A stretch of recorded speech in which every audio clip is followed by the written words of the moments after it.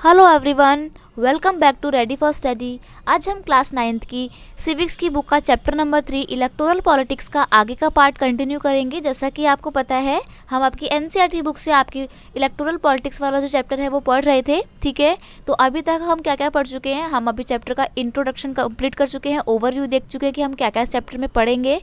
फिर हमने ये पढ़ा था कि इलेक्शन क्यों होते हैं, ठीक है, और अगर इलेक्शन नहीं होंगे तो क्या कैसे हम लोग अपने लिए रिप्रेजेंटेटिव या गवर्नमेंट को इलेक्ट करेंगे।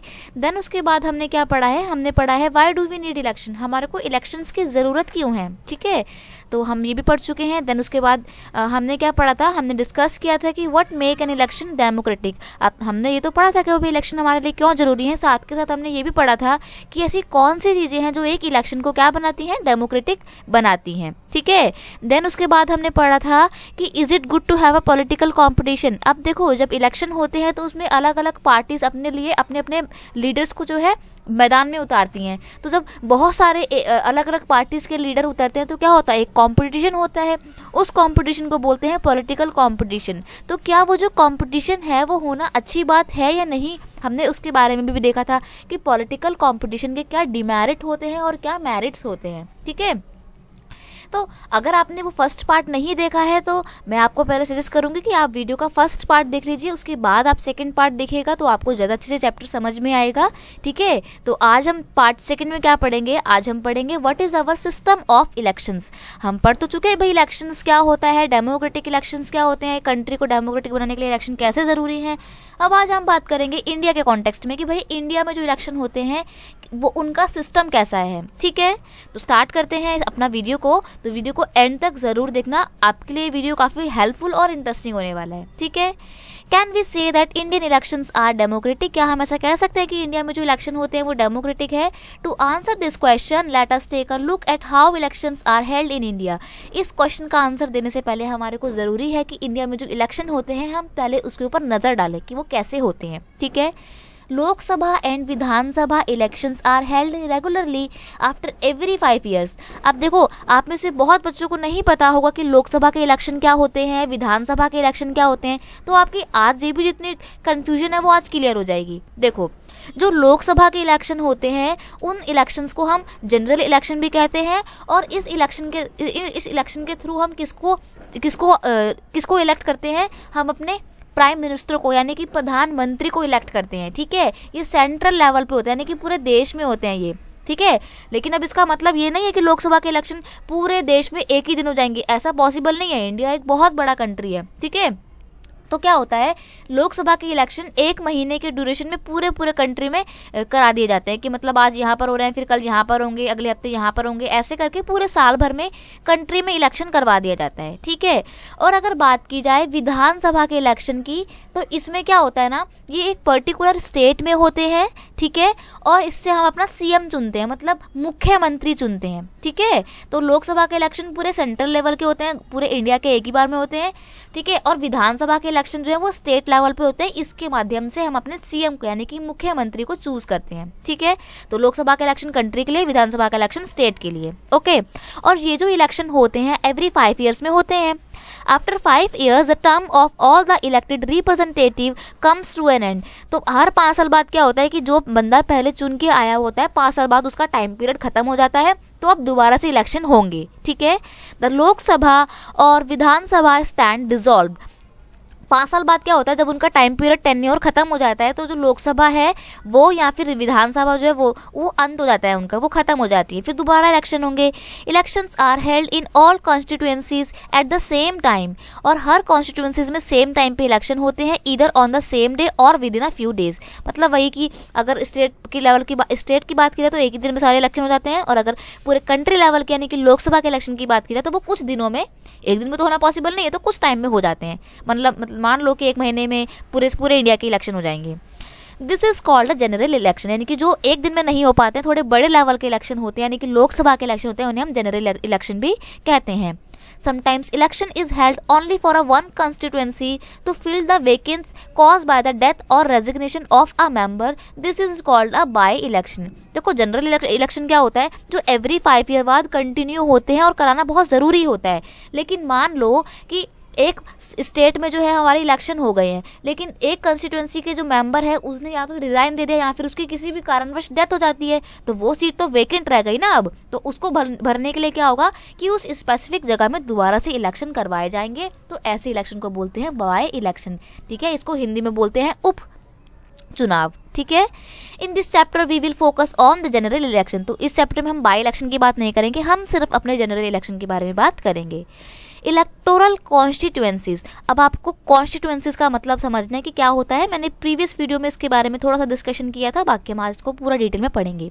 You read about the people of Haryana electing 90 MLA, you may have wandered how they did that every person in Haryana vote for all the 90 MLA। अब देखो, हमने जब चैप्टर की स्टार्टिंग की तो हमने न्यूज़पेपर की कटिंग पढ़ी थी, उसमें क्या था, हरियाणा में लोकसभा के नहीं बल्कि विधानसभा के इलेक्शन हो रहे होते हैं। विधानसभा के यानी कि पर्टिकुलर स्टेट में सीएम को अपॉइंट किए जाने के लिए इलेक्शन हो रहे थे। तो क्या था ना, मान लो ये आपका पूरा हरियाणा है, अब इस पूरे हरियाणा को मैं 90 कॉन्स्टिट्यूएंसीज में डिवाइड कर दूंगी। 90 मतलब अलग अलग, ये एक पार्ट हो गया, ये दूसरा पार्ट हो गया, ये तीसरा पार्ट हो गया, ये थर्ड पार्ट हो गया, ऐसे करके मैं पूरे हरियाणा को 90 पार्ट्स में जो है डिवाइड कर दूंगी, ठीक है।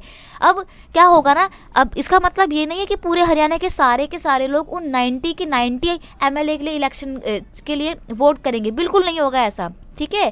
क्या होता है ना कि पर्टिकुलर कॉन्स्टिट्यूएंसी के लोग पर्टिकुलर MLA चुनते हैं अपने लिए, यानी कि मान लो इस कॉन्स्टिट्यूएंसी के वोट दे रहे हैं लोग अपने MLA को चूज करने के लिए, इस कॉन्स्टिट्यूएंसी के अपने लिए दे रहे हैं, इस कॉन्स्टिट्यूएंसी के लोग अपने लिए वोट करके MLA लेकर आ रहे हैं, ठीक है।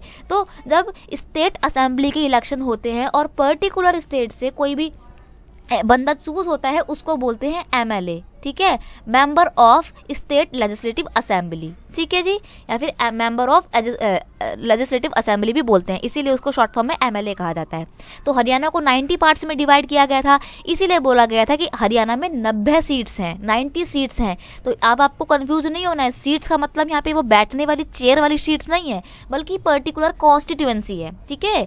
तो जब पूरे हरियाणा को जब हम 90 कॉन्स्टिट्यूएंसी में बांटे थे, तो 90 में से 60 कॉन्स्टिट्यूएंसीज में से कौन जीता था, 60 कॉन्स्टिट्यूएंसी में से जो भी बंदा जीता था, यानी कि जो भी MLA जीता था, वो कौन सी पार्टी का था, वो लोक दल का था, ठीक है। जब 90 में से 60 बंदे लोक दल की पार्टी के हैं, तो ऑब्वियस सी बात है भाई लोक दल ही जीतेगी। इसीलिए लोक दल के MLA में से इन सभी 60 MLA में से कोई सा भी एक बंदा जो है सीनियर बंदा होगा, वो हमारा चीफ मिनिस्टर बन जाएगा, मुख्यमंत्री बन जाएगा, ठीक है। तो ये तो थे आपके स्टेट लेवल के इलेक्शन, विधानसभा के इलेक्शन, ठीक है। You perhaps know that this is not the case in our country. अब देखो हमारी कंट्री में कौन सा सिस्टम फॉलो होता है, in our country we follow system of representative, ठीक है, area based system of representative. हम पर्टिकुलर एरिया में इलेक्शन करवाते हैं, फिर पर्टिकुलर एरिया में इलेक्शन करवाते हैं, क्यों, क्योंकि हमारा कंट्री बहुत बड़ा है, अब एक साथ में इलेक्शन करवाना पॉसिबल नहीं है, इसलिए हम पर्टिकुलर स्टेट का इलेक्शन करवा देते हैं। The country is divided into different area for purpose of election, वही हमने अलग अलग पार्ट में एरिया को डिवाइड कर दिया। These area are called electoral constituencies, और वो जो पर्टिकुलर एरिया जो हमने डिवाइड किया था उसको क्या बोलते हैं, उसको बोलते हैं इलेक्टोरल कॉन्स्टिट्यूएंसीज, ठीक है। The votes who live in area elect 1 representative, तो ये पर्टिकुलर एरिया के लोग अपने लिए एक रिप्रेजेंटेटिव को चूज करते हैं। एक रिप्रेजेंटेटिव मतलब अगर स्टेट की बात करें तो वो रिप्रेजेंटेटिव क्या कहलाएगा, MLA, यानी कि मेंबर ऑफ लेजिस्लेटिव असेंबली कहलाएगा। लेकिन अगर आप हम यहाँ पे बात करेंगे लोकसभा के, कंफ्यूजन नहीं होना है आपको बिल्कुल भी, अभी हमने ऊपर बात की थी स्टेट की, अब हम बात कर रहे हैं लोकसभा के इलेक्शन की। For the Lok Sabha elections the country is divided into 53 constituency. ऊपर हमने जब स्टेट की बात की थी हरियाणा की, तो हमने पूरे हरियाणा को 90 सीट्स में डिवाइड किया था, 90 कॉन्स्टिट्यूएंसी में डिवाइड किया था। अब हम यहाँ पे बात कर रहे हैं लोकसभा इलेक्शन की, तो लोकसभा का इलेक्शन पूरे कंट्री में होता है, तो यहाँ पर हम अपने पूरे भारत को कितने पार्ट्स में डिवाइड करेंगे, 543 पार्ट्स में डिवाइड कर देंगे। एक पार्ट ये हो गया, एक पार्ट ये हो गया, एक पार्ट ये हो गया, ऐसे करते करते हम अपने पूरे इंडिया को 53 कॉन्स्टिट्यूएंसी में डिवाइड करेंगे, ठीक है। और फिर पर्टिकुलर कॉन्स्टिट्यूएंसी में से अलग अलग पार्टी के लोग अपने लिए अपनी पार्टी के मेंबर उतारेंगे, मतलब रिप्रेजेंटेटिव उतारेंगे इलेक्शन में खड़े होने के लिए, ठीक है। और जो बंदे खड़े किए जाते हैं और उसमें से जो भी जीतता है उसको बोलते हैं MP, ठीक है। तो स्टेट से जीतने वाला MLA और लोकसभा के इलेक्शन में एक पर्टिकुलर कॉन्स्टिट्यूशन से जीतने वाला एमपी। एमपी का मतलब होता है मेंबर ऑफ पार्लियामेंट। आपने सुना होगा पार्लियामेंट हमारे लिए क्या बनाती है, कानून बनाती है। और पार्लियामेंट में 2 सेक्शन होते हैं, एक लोकसभा का और एक राज्यसभा का। तो जो लोकसभा होती है ना, उसका इलेक्शन कैसे होता है, उसके मेंबर कैसे चूज किए जाते हैं, हम उनकी बात कर रहे हैं यहाँ पे, ठीक है। One of the feature of the democratic election is that every vote should have equal value। अब हमारे कॉन्स्टिट्यूशन का क्या है कि एक वैल्यू, एक वोट का एक ही वैल्यू होता है। This is why our constitution requires that each constituency should have roughly equal population living within it। इसीलिए हमारा कॉन्स्टिट्यूशन कहता है कि एक कॉन्स्टिट्यूएंसीज में, मतलब हर कॉन्स्टिट्यूएंसीज में रफली समान लोग रहने चाहिए। अब आप इसका मतलब नहीं समझे होंगे तो मैं आपको बताती हूँ। देखो, हमारा जो उत्तर प्रदेश है इंडिया का ऐसा मतलब स्टेट है जहाँ पे सबसे ज़्यादा पॉपुलेशन रहती है, ठीक है। इसीलिए यही कारण है कि सबसे ज़्यादा कॉन्स्टिट्यूएंसी आपकी यूपी में है, ठीक है। और वहीं अगर बात की जाए नॉर्थ ईस्ट की, सिक्किम हो गया, अरुणाचल प्रदेश हो गया, ये वो एरिया है नॉर्थ ईस्ट के जहाँ पे बहुत ही कम पॉपुलेशन रहती है। इसीलिए इन स्टेट्स में सिर्फ एक कॉन्स्टिट्यूएंसी है। सिक्किम में सिर्फ एक कॉन्स्टिट्यूएंसी है क्योंकि वहाँ पे पॉपुलेशन कम है, ठीक है। हालांकि है तो सिक्किम भी एक अपना अलग राज्य है और यहाँ पर आपका यूपी भी एक अलग स्टेट है, लेकिन यहाँ पे यूपी में ज़्यादा कॉन्स्टिट्यूएंसी होने का कारण क्या है, यहाँ पे पॉपुलेशन ज़्यादा है, ठीक है। और यहाँ पे पॉपुलेशन कम है, इसलिए यहाँ पर सिर्फ एक ही कॉन्स्टिट्यूएंसी है। तो ठीक है, तो आई होप समझ गए होगे आप कि कैसे पर्टिकुलर मतलब हर कॉन्स्टिट्यूएंसी में बराबर पॉपुलेशन रखने की मतलब कोशिश की जाती है। इसीलिए जिन स्टेट में पॉपुलेशन ज़्यादा होती है वहाँ पे कॉन्स्टिट्यूएंसीज भी ज़्यादा होती हैं, ठीक है।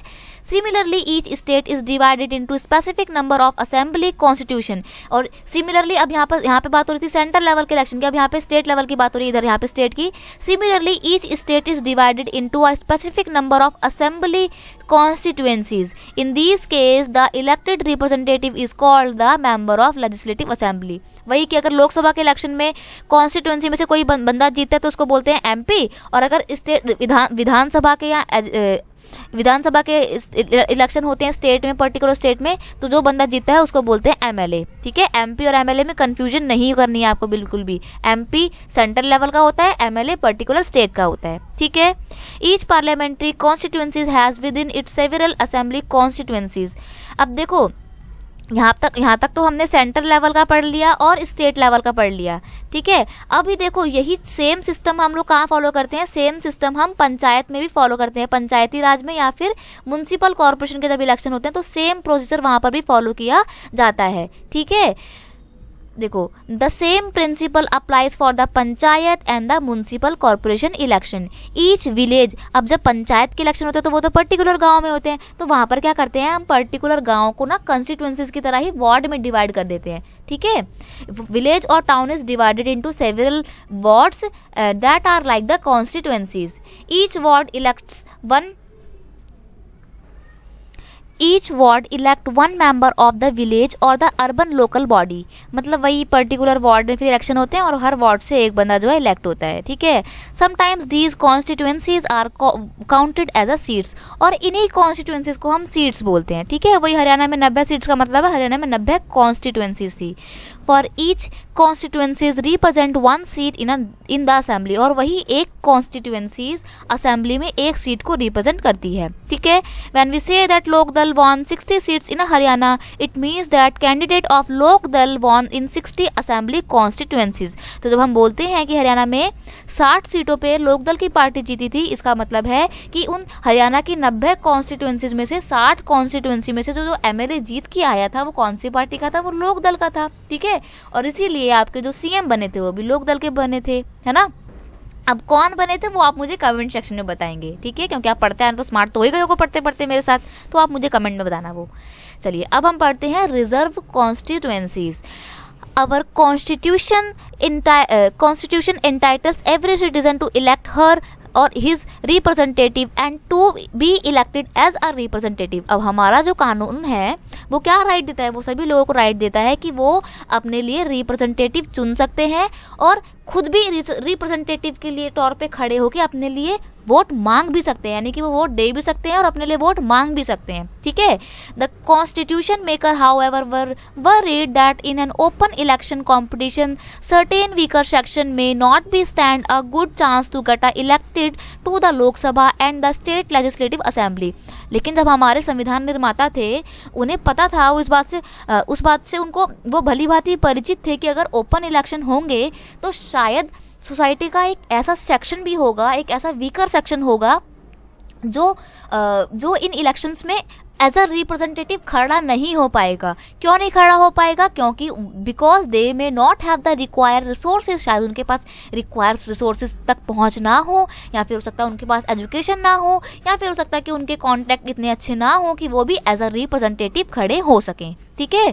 तो ऐसे में क्या होगा ना, those who are influential and resourceful may prevent them from the winning election. तो ऐसे में क्या होगा, जो ज़्यादा संपन्न व्यक्ति है, जिसके पास ज़्यादा रिसोर्सेज है, जो ज़्यादा इन्फ्लुएंशियल है, पैसे वाला है, वो हर जगह से जीत जाएगा और आगे आगे वही बढ़ता चला जाएगा। तो जो लोग जो आगे नहीं आ पा रहे हैं, उनकी जो प्रॉब्लम से आगे नहीं आ पाएंगी, उनकी आवाज़ कहीं ना कहीं दब कर रह जाएगी, ठीक है। If that happen our parliament and assembly would be deprive of the voice of the significant section of our population. तो उसी एक स्पेसिफिक पॉपुलेशन की जो आवाज़ है वो वहाँ पर असेंबली तक नहीं पहुँच पाएगी।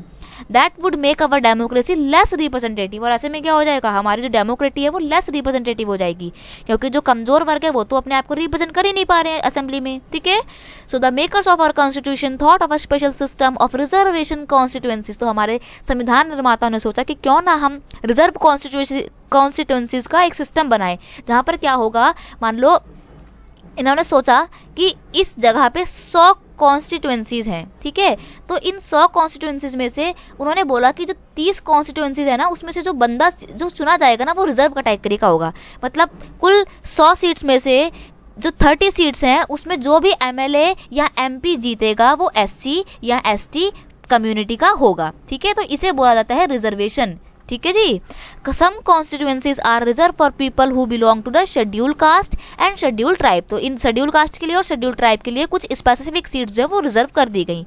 इन SC reserve constituencies only someone who belong to the schedule caste can stand for election. तो जो सीट एससी लोगों के लिए रिजर्व है, तो वहाँ से जो बंदा खड़ा होगा ना इलेक्शन में वो खुद भी एससी ही होगा, ठीक है। और जो जगह एसटी के लिए रिजर्व की गई है, तो वहाँ से जो बंदा एज अ रिप्रेजेंटेटिव खड़ा होगा वो एसटी कम्युनिटी का ही होगा, ठीक है। तो यहाँ तक उन्होंने यही बात बोली है।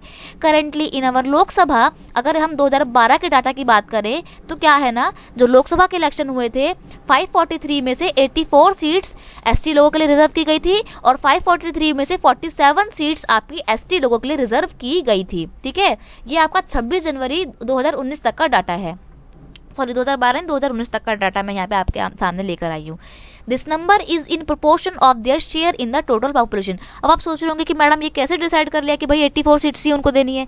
तो ये उनकी पॉपुलेशन के हिसाब से डिसाइड किया है। अब मान लो कल को उनकी पॉपुलेशन और ज़्यादा बढ़ जाती तो शायद हो सकता है कि जो रिजर्वेशन कैटेगरी की सीट्स हैं ये भी संख्या में बढ़ जाएं, 84 से 90 हो जाएं, ठीक है। और मान लो अगर सिमिलरली संख्या अगर कम हो जाती है, उनकी पॉपुलेशन कम हो जाती है, तो ये सीट्स 84 से 80 या और भी कम होने के चांसेस हैं, कुछ भी हो सकता है, ठीक है। It is properly depend upon their population, ठीक है जी।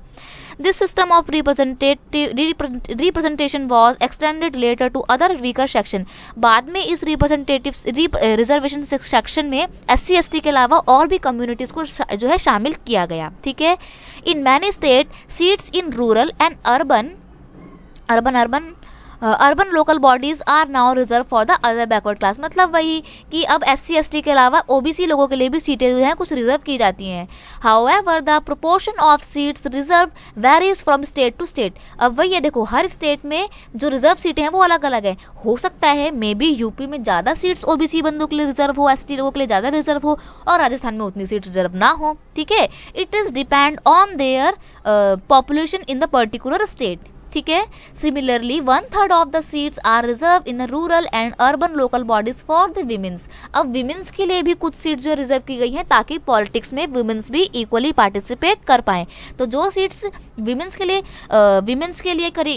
रिजर्व की गई हैं वहाँ पर वुमेन कैंडिडेट ही खड़ी हो सकती हैं। आपने बहुत सी वेब सीरीज में देखा होगा कि नेता जो है वो क्या करता है, वो कहता है कि अब की बार जो सीट है वो महिला कैंडिडेट के लिए है, तो वो अपनी वाइफ को खड़ा कर देता है या अपनी बहन को खड़ा कर देता है या अपनी माँ को खड़ा कर देता है।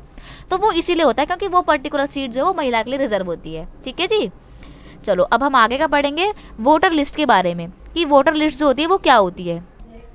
Once the constituencies are decided, the next step is to decide who can and who cannot vote। अब देखो हमने बात कर ली ना कॉन्स्टिट्यूएंसीज की, भाई इलेक्शन से पहले कैसे कैसे इलेक्शन होने हैं, क्षेत्रों को जो है मतलब एरियाज को है डिवाइड किया जाता है, ठीक है, ताकि सक्सेसफुली इलेक्शन करवाया जा सके। अब बात आती है कि भाई जब एरिया डिसाइड हो गए तो अब ये डिसाइड करो कि कौन लोग वोट दे सकते हैं और कौन लोग वोट नहीं दे सकते हैं। This decision can not be left to anyone till the last day. ये जो है काफ़ी लंबा प्रोसेस होता है। In a democratic election the list of those who are eligible to vote is prepare much before the election. मतलब democratic country में तो ये जो लिस्ट होती है ना कि कौन लोग एलिजिबल हैं वोट देने के, बहुत पहले बन जाती है इलेक्शन से, ठीक है, and given to everyone. This list is officially called the electoral roll and is commonly known as the voter list। इसको बोलते हैं इलेक्टोरल रोल और कॉमनली हम लोग बोलते हैं वोटर लिस्ट। ठीक है, इस वोटर लिस्ट में उन लोगों के नाम होते हैं जो एलिजिबल होते हैं वोट देने के। ठीक है, this is an important step और it is a link to the first condition of democratic election. ये पहला स्टेप होता है किसी भी इलेक्शन को डेमोक्रेटिक बनाने के लिए। कैसे, देखो, everyone should get an equal opportunity to choose representative. हर किसी व्यक्ति को इक्वल अपॉर्चुनिटी मिलनी चाहिए कि वो इक्वली वोट दे सके और उसकी वोट की इक्वल वैल्यू हो। ठीक है, earlier we have read about the principle of universal adult franchise. हम लोग यूनिवर्सल एडल्ट फ्रेंचाइजी के जो प्रिंसिपल है उसके बारे में पढ़ चुके हैं। इस प्रिंसिपल के अकॉर्डिंग क्या होता है कि 18 साल से अधिक उम्र का कोई भी व्यक्ति जो है उसको बिना किसी भी भेदभाव के, और वो भेदभाव कैसा, धर्म के, अमीरी गरीबी के, पढ़ा लिखा है या गरीब है, काला है, गोरा है, ऊंची जाति का है, नीची जाति का है, आदमी है या वुमेन है, इस पूरे डिफरेंसेस को अलग हटा के जो भी व्यक्ति 18 साल के अधिक उम्र का है उसको वोट देने का राइट होता है। इस प्रिंसिपल को बोलते हैं यूनिवर्सल एडल्ट फ्रेंचाइजी। ठीक है, different citizen differ from one another in many ways. हर व्यक्ति अपने आप में अलग होता है। भाई देखो, कुछ रिच होते हैं, कुछ पुअर होते हैं, कुछ हाईली एजुकेटेड होते हैं और कुछ बिल्कुल भी पढ़े लिखे नहीं होते हैं। ठीक है, सम आर काइंड, कुछ बहुत दयालु होते हैं, कुछ दयालु नहीं होते हैं, but all in them are human. But सब लोग क्या होते हैं, इंसान तो होते ही है ना, और सबकी अपनी अपनी ज़रूरतें होती हैं, इसीलिए सबको वोट देने का अधिकार हमें देना चाहिए और यही डेमोक्रेटिक इलेक्शन की पहली मांग है। This is why all of them deserve to have an equal say in decision that affect them। इसीलिए सबको जो है इक्वल वोट देना चाहिए क्योंकि जो भी बंदा चुन के जाएगा वो उनको भी अफेक्ट करेगा, उनकी डिमांड्स को भी पूरा करेगा।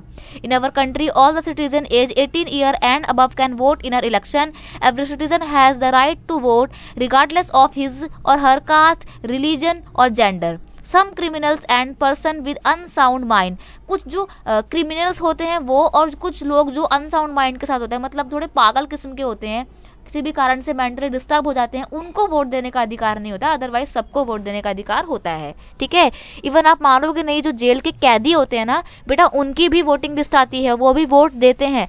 जब तक उन्होंने कोई बहुत बड़ा जो है वो मतलब क्राइम ना किया हो, छोटा मोटा क्राइम किया हो, तो उनको भी वोट देने का राइट होता है। ठीक है, but only in rare situations. ठीक है, it is the responsibility of government to get the name of all the eligible voter put on the voter list. अब क्या होता है भाई, जब भी इलेक्शन करवाने होते हैं तो दोबारा से इलेक्शन लिस्ट बनती है। अब आप सोच रहे होंगे कि भाई एक बार बना दी तो दोबारा क्यों बनानी है। देखो, मान लो आज इलेक्शन हो गया, अब अगली बार इलेक्शन कराने हैं तो कुछ लोग तो 18 साल से अधिक उम्र के हो गए होंगे ना, तो उनको भी तो मौका मिलना चाहिए ना इलेक्शन में वोट पार्टिसिपेट करने का, वोट देने का। और फिर आज के इलेक्शन में जो लोग जिंदा थे, क्या पता कल के इलेक्शन में वो लोग जिंदा ना हो। ठीक है, मतलब बुरा मत मानना, मैं वैसे बता रही हूँ कि भाई बूढ़े लोग जो है वो मर गए हैं, किसी भी कारण से कोई मर गया, तो उनको नाम हटाना भी तो पड़ेगा लिस्ट से। तो लिस्ट को अपडेट करने की आवश्यकता होती है, इसलिए हर इलेक्शन में जो है वोटर लिस्ट बनाई जाती है। ठीक है, name of those who move out of the place. जो लोग एक जगह से दूसरी जगह चले गए हैं या फिर किसी भी कारण से उनकी डेथ हो गई है, उनका नाम डिलीट करना होता है। The the complete revision of list take place every 5 year. इस लिस्ट का हर 5 साल बाद में पूरा रिवीजन होता है, मतलब अपडेट होती है। This is done to ensure that it remain up to date. ये अप टू डेट रही, इसको एंश्योर करने के लिए। In the last few years a new system of election photo identity card has been introduce. अब तो भाई election photo identity card जो है वो बनाया जाता है, ठीक है, ताकि भाई बिना किसी भी धांधलेबाजी के वोट हो सके, कोई भी व्यक्ति 2 बार वोट देने ना आ पाए। The voters are required to carry this card when they go out to vote. जब वो लोग वोट देने जाते हैं तो इस कार्ड को लेके जाना उनके लिए ज़रूरी होता है, बट ये कंपलसरी नहीं होता है। But the card is not yet compulsory for the voting. For voting the voters can show any other proof of identity like the ration card and the driving license. देखो बोलते तो हैं कि भाई तुम कोई भी अपना आइडेंटिटी कार्ड दिखा दो, बट एक्चुअल में ऐसा होता नहीं है। देखो वोटिंग पहचान पत्र होता है ना, वोटिंग कार्ड वही दिखाया जाता है, वही वो लोग एक्सेप्ट करते हैं। आधार कार्ड वगैरह को मना कर देते हैं। मैं एक बार देने गई थी तो मना कर दिया था मुझे, ठीक है। तो आप लोग कभी एक्सपेरिमेंट मत करना। जब भी आप 18 साल के हो आपको वोटर कार्ड मिलेगा, पहचान पत्र मिलेगा, वही लेके जाइएगा, ठीक है। Recently a new system of declaration has been introduce on a direct from the supreme court. Every candidate has to make a legal declaration given full details of. अब देखो किसी भी व्यक्ति को अगर वोट दे रहा है तो सुप्रीम कोर्ट ने ये मैंडेटरी कर दिया है कि वो कैंडिडेट अपना पूरा लीगल डिक्लेरेशन देगा कि भैया उसकी जो भी डिटेल है वो बिल्कुल सही है। Serious criminal cases pending against the candidate, details of the assets and liabilities of the candidate and his or her family, educational qualification of the candidate, मतलब पूरी की पूरी इन्फॉर्मेशन को अपनी पर्सनल देनी पड़ती हैं। और ये डाटा कहीं लीक नहीं होता है, याद रखना, सरकारी कामों का डाटा नहीं लीक होता जल्दी से, ठीक है। This information has to be made public. इस इन्फॉर्मेशन को पब्लिक भी किया जाता है, लेकिन आपकी निजता को ध्यान में रखते हुए। This provides an opportunity to the voters to make their decision on the basis of information provided by the candidates, ठीक है। और देखो भाई जो भी, हाँ यहाँ पर वो बोल रहा है कि जो भी कैंडिडेट्स एज अ रिप्रेजेंटेटिव खड़े होते हैं उन्हें भी अपनी जानकारी पूरी देनी पड़ती है, ताकि जो कैंडिडेट्स हैं वो रिप्रेजेंटेटिव्स की पूरी इन्फॉर्मेशन लेकर अच्छे से जांच परख लें कि भैया वो अच्छा है बंदा देने में या नहीं, तभी उसको चूज़ करेंगे, ठीक है। अब यहाँ पर आपको दिया हुआ है educational qualification for the candidates. ये काफ़ी इंपॉर्टेंट है कि किसी भी व्यक्ति को क्या एजुकेशन क्वालिफिकेशन होनी चाहिए कि कैंडिडेट्स बन पाए वो। Why is there no educational qualification for holding such a important position when some kind of educational qualification is needed for any other job in a country. अब वो ये बोल रहा है, देखो क्या होता है, कई बार आपके जो मुख्यमंत्री प्रधानमंत्री जो भी बनते हैं इनके लिए कोई एजुकेशन क्वालिफिकेशन ज़रूरी नहीं होती है। अंगूठा छाप व्यक्ति भी आपका देश का प्रधानमंत्री बन सकता है। लेकिन यहाँ पर क्वेश्चन ये उठता है कि भाई ऐसा क्यों है, जब हर जगह पे हर जॉब के लिए एक स्पेसिफिक एजुकेशन क्वालिफिकेशन नीडेड होती है, ज़रूरी होती है, तो क्यों इतनी बड़ी पोस्ट के लिए कोई भी एजुकेशन क्वालिफिकेशन नहीं है। लेकिन इसके पक्ष में, फिर इसके विरोध में लोग ये भी बोलते हैं कि अगर ऐसा होने लगा तो फिर जो व्यक्ति किसी भी कारणवश पढ़ नहीं पाए हैं, अनपढ़ हैं, फिर वो कैसे कभी भी वो लोग पॉलिटिक्स में पार्टिसिपेट कर पाएंगे, ठीक है। देखो पढ़ते हैं, educational qualification are not relevant to the all kind of job. हर जॉब के लिए एजुकेशन क्वालिफिकेशन जरूरी नहीं होती, और वो होती है आपके नेतागिरी की post. The relevant qualification for the section two the Indian cricket team for the example. अब देखो क्रिकेट टीम में जो भी बंदे होते हैं ना उनके लिए भी कोई एजुकेशन जरूरी नहीं होती है। कहीं कहीं पे, मैं आपको नाम नहीं लूंगी, लेकिन कुछ क्रिकेटर ऐसे भी हैं जो 10th फेल हैं आपके, ठीक है, और आप उनको बहुत पसंद करते हो। Similarly the relevant qualification for being an MLA और एमपी, और एमएलए और एमपी बनने के लिए भी कोई भी पढ़ाई लिखाई जरूरी नहीं होती है, ठीक है। इसलिए जो एमएलए और एमपी के बच्चे होते हैं ना, बड़े चौड़े के घूमते हैं, बोलते हैं ना चाचा हमारे विधायक है, कुछ भी होगा देख लेंगे, ठीक है। Whenever they can do or so not is examined by the lakhs of examiners their voters after every 5 years। तो मतलब वही कोई भी एजुकेशन जो है उनके लिए ज़रूरी नहीं होती है। Even if education was relevant, it should be left to the people to decide how much importance they give to the educational qualification। अब ये बोल रहा है कि अगर एजुकेशनल क्वालिफिकेशन जो है ज़रूरी नहीं होती है, बट अगर दे देंगे तो फिर लोग जो है सिर्फ एजुकेशन को ही देखेंगे। In our country putting an educational qualification would go against the spirit of democracy. अब हमारे देश में क्या होता है, बोलते हैं भाई डेमोक्रेसी है, तो सबको इक्वली पार्टिसिपेट करने का मौका मिलेगा। अब अगर मान लो वो लोग कंडीशन रख देंगे कि भाई एमएलए वही बंदा बन सकता है जो 12वीं पास है, 10वीं फेल वालों का क्या होगा, बोलेंगे भैया हमारे साथ तो अन्याय हो रहा है, हम 10वीं फेल हैं तो उसका मतलब ये थोड़ी कि हमारे अंदर लीडरशिप की क्वालिटी नहीं है, हमारे अंदर है, हमें मौका दो, विद्रोह कर देंगे। भाई डेमोक्रेसी है यहाँ पे। It would mean deprive a majority of the country. अगर हमने एजुकेशन का क्राइटेरिया रख दिया तो काफ़ी सारे बंदे जो हैं वो डिप्राइव हो जाएंगे इस इलेक्शन में पार्टिसिपेट करने से या पॉलिटिक्स में पार्टिसिपेट करने से।